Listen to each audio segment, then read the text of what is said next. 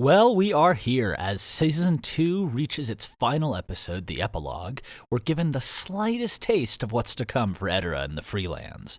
We've got more questions than answers ahead of Season 3, but let's get into it as we review Season 2 Epilogue to Burn It All, after a quick message to our Heroes of Edara.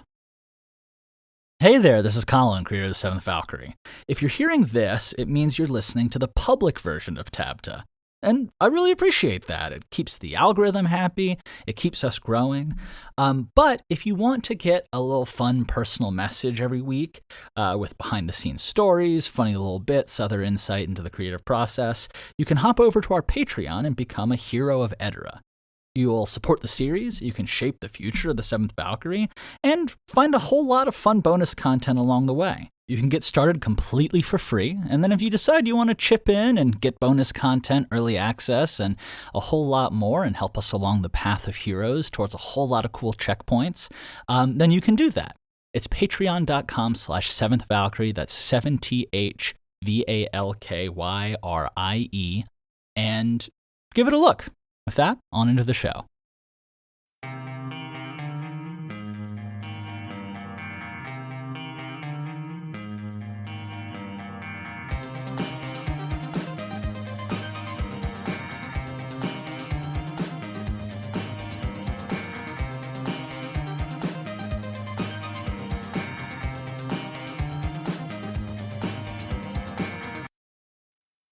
Hello, everybody, and welcome to TABTA, the adventure behind the adventure for the 7th Valkyrie, where we watch one series go from total obscurity to 7 seasons in a movie, or maybe we just find the power of friendship along the way. I'm your host, Colin Sharp, creator and current voice of the 7th Valkyrie, and this week we're talking about To Burn It All, the Epilogue.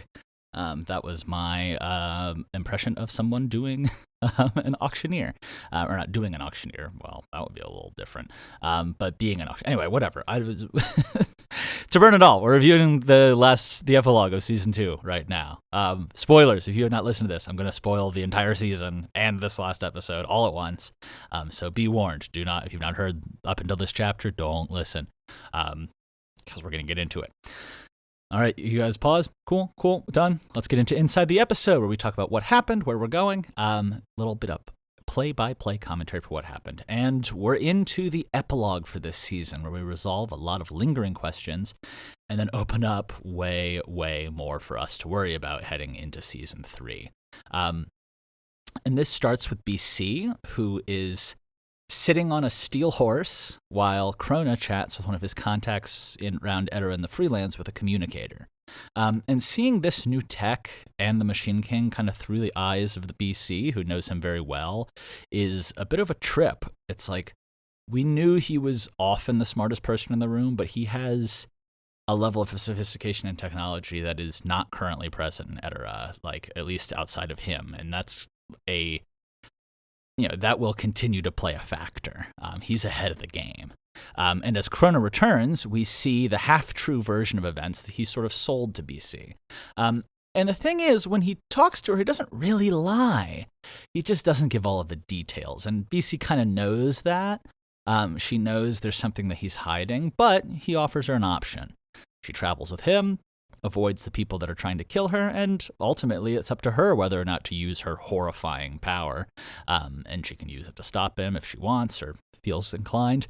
And by the way, now the power of Seeing and the Nightmare now live permanently in the splintered black tattoos covering BC's face, where she had to be repaired after her brutal conflict with the Iron Wolf. And so with no other options immediately available, she sort of begrudgingly accepts his offer, just in time to realize what she's really agreed to.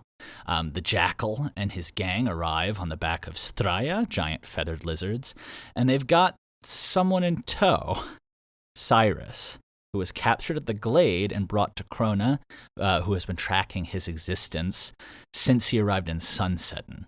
And with that, Krona leaves us with a harrowing promise that to build his new world, he's going to take this one and burn it all. And let's talk more about this chapter in our second segment outside the episode, where we get into sort of the behind the scenes, production thoughts, inspiration, yada, yada, yada. And this whole epilogue gives us a ton to think about for season 3. Let's break down where everyone's at. Cyrus has been captured and is now at the mercy of the Machine King, who has either tricked, manipulated, or just allowed BC to join them. Val has unleashed the full power of the Iron Wolf upon Edara for the first time since the war ended, but it's not without a price. Meridia knows this all too well, but even as her illusion of the Iron Wolf is sort of shattered, she picks Val up from the pieces and declares that she'll use him and his power to help turn the tide of the war. And whether the Val we know really survives that or not is sort of immaterial to her. And at the end of all this, at the end of all these chapters, we know the Machine King's promise to burn it all. And based on his knowledge, the devices at his disposal, his incredible cunning, there's a strong chance he just might succeed, regardless of what Edara, the Free People, and the Watchers for the Wild will do to stop him. So, what's waiting for us in the season to come? Well, how will Cyrus adapt to this latest challenge? How have things changed between BC and Krona since the last time they met? What does Meridia have in store for Val, and how will he and his hounds play a part? Well, you guys unfortunately are going to have to wait until next season to find out. But Season 2 with Shattered Visage has come to an end. Still, that doesn't mean you guys are going to stop getting weekly 7th Valkyrie content. If you stay tuned this Friday, you'll get an introductory episode to our Listen Along, which will explain how we're going to be working through the past episodes as my audio artist Zoran really transforms them. And remember to keep joining us for TABTA, which will now include a Q&A every week that you can ask questions directly to me by commenting wherever you comments are done. Spotify, get the notifications for them, as well as on our Patreon. And I would love to hear questions from you guys and keep you posted. It's been an honor to finish this season with y'all, and I'm really looking forward to sharing the transformed versions of Season 0 and Season 1 along the way.